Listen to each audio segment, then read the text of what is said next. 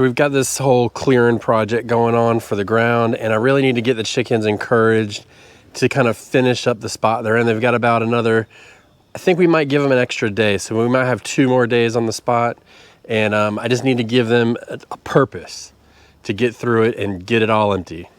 Now, on a side note, I got a bunch of squirrels in my yard, and they ate all my peaches this year, so we're gonna have to cull a few squirrels, if you know what I'm saying.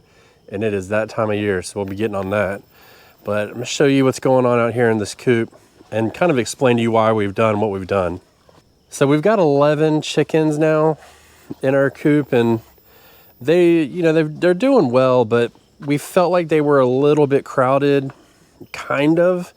And they were just kind of giving them, kind of getting a little bickerments and stuff like that. But we wanted to separate them and give them some space.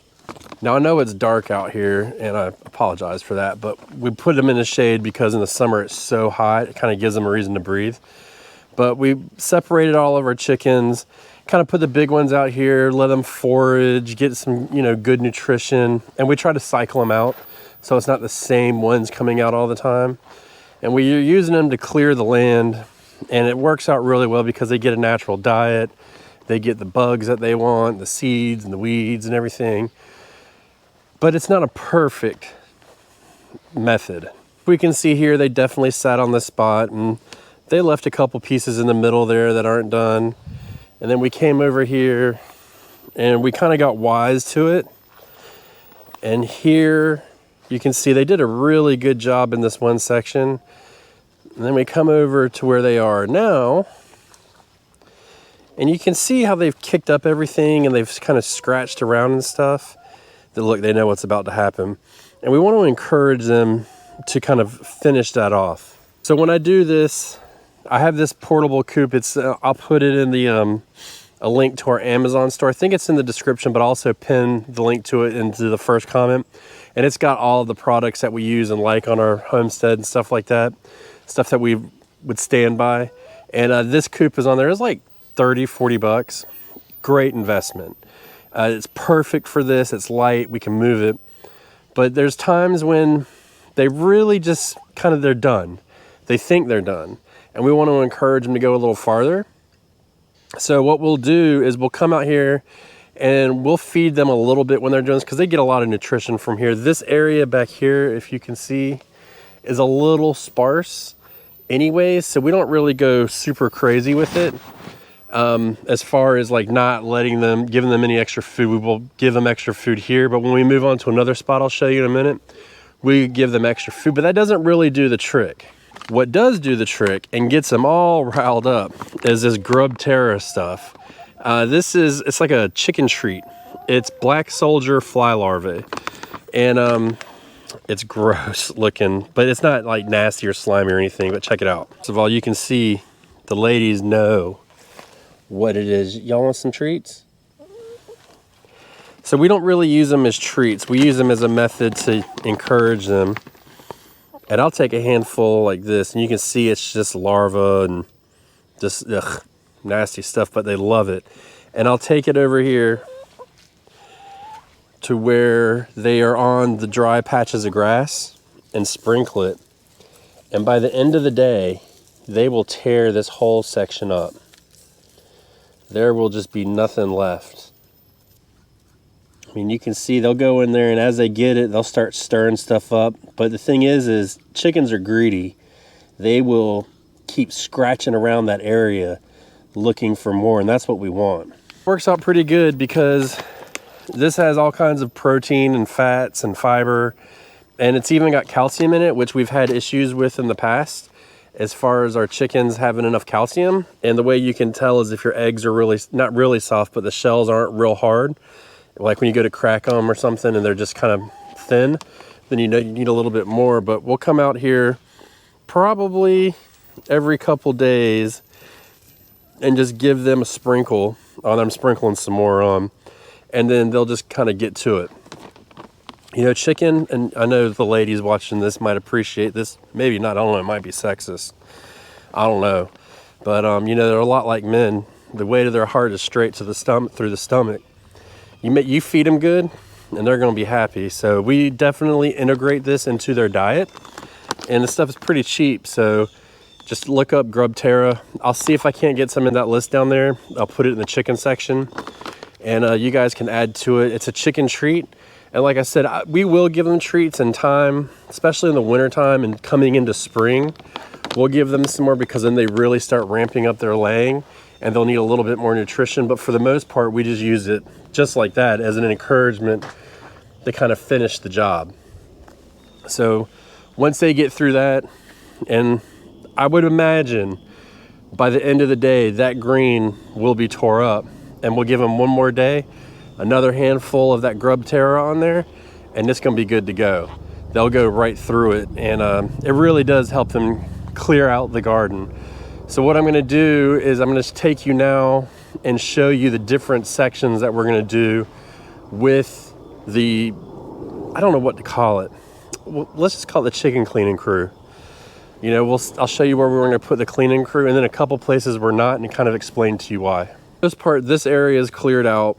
I do have a patch back here that we are saving in case we get like a heat spell in the fall, which we generally do. So next week looks good, so we won't put it there next week. But if we do, because it's pretty shaded back there, we'll go ahead and put them back there and let them spend the week back there, and they'll eat through it. And then coming over here, this needs to be weeded out pretty good, but I've got two things going on here. One, my watering system comes in. You can see it right here. I need to get a box for it to protect it, but my watering system comes on, and I don't want them to peck through the hose or anything. So I've got to be real careful with that. I'm not sure what I want to do. I could bury it a little bit better, but still they're going to scratch so deep. So this area back here, if I can get the coop on just right, then we may do it, but we may have to just do this by hand. And then right here in this area, we don't want to touch because I actually want these couple of black-eyed Susans to reseed themselves. So we probably won't put anything here because all of this needs to be hand weeded. And a lot of these are flowers, you just can't tell because it's the end of the season. But we're gonna do the best we can. And then this section right here, we'll get them to go ahead and we'll bud it up right next to this and let them clear it out. And they're probably gonna spend most of their time in this area, but we're gonna let them just kind of clear out that grass. And then we'll come over here. These pots, I have to borrow a dolly and I'll move these pots. And what we're gonna do is we're gonna start in the back and then we'll just work them forward each week. So they'll probably spend about 3 weeks here in this one area. We sprayed vinegar down and killed a lot of the weeds, but they're coming back, so we'll let them come in and wrap it up. And then I'll remove this failed bonsai project, or I think it may have failed, maybe not, but we'll go ahead and put it on here and let them clear this out. Got about 2 months left for cleaning, which is gonna work out perfect because I'm filming this in the middle of October, so that puts us at the middle of December, which is perfect because then we can come back and lightly scratch the ground with our tiller. And I've just got like a real small hand tiller. I've used it in other videos, and we'll just kind of scratch it up. Any kind of root balls that are left or anything we'll pull out, and then we'll plant our wildflowers for next year. And this is the last spot that I'm really overly concerned about. So what we'll do, we're gonna let everything here go to seed and finish up. I would love to have this reseed here. This is the goldenrod. I would love to have this reseed here, but to be honest, I can just put some seeds down again, and we're gonna let them chew everything up except for this salvia plant right here. So we're gonna let this one grow, and everything else is gonna go, and we're gonna remove this tree as well, and then just let them kind of clear all of this out.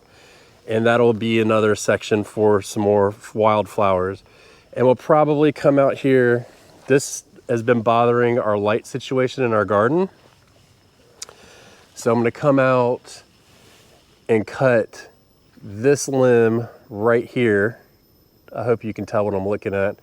But if you look at the structure of the tree itself, and you can even see right now the sun coming through, if we remove that, that's gonna open up sunlight to come in here, and this whole bottom section will come out. So that's what we're looking to do because that impedes the light in our garden.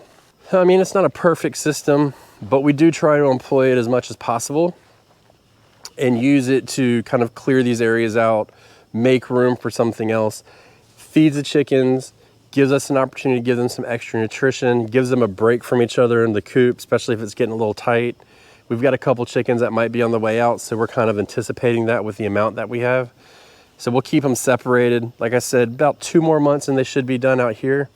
And then next summer, what we'll probably end up doing, and this is gonna be really big, hopefully, is I'm gonna take the chickens, same thing, and set them up right out here. This is all deep shade in front of the beehives.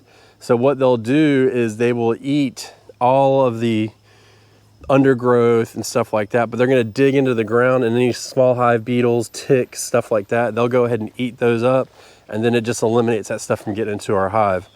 So it works out in our favor. You know, we've clearly used them a lot over the years. Every one of these gardens has been started by a chicken, so that's good because they will eat the debris, eat the seeds, eat the weeds, eat the plant life, the bugs, but then they're also going to be leaving manure behind, which will kind of fertilize the soil a little bit and give all of these plants that we're putting just a boost to come up. And now that's why we're planting wildflowers too, because they don't need a lot. They don't really like fertilizer or anything. So once they get started and they get that initial boost of nitrogen to get that greenery, it should be good to go in theory. We'll see. But if anything goes wrong in the future, guess what? The chickens are just going to go back out there. So it works out good. But if you guys need some kind of treat or some kind of added nutrition, definitely look into that GrubTerra. We like it, we use it, and it's been a very good asset. So for some reason my cat's hanging out in the shed, scared the crap out of me.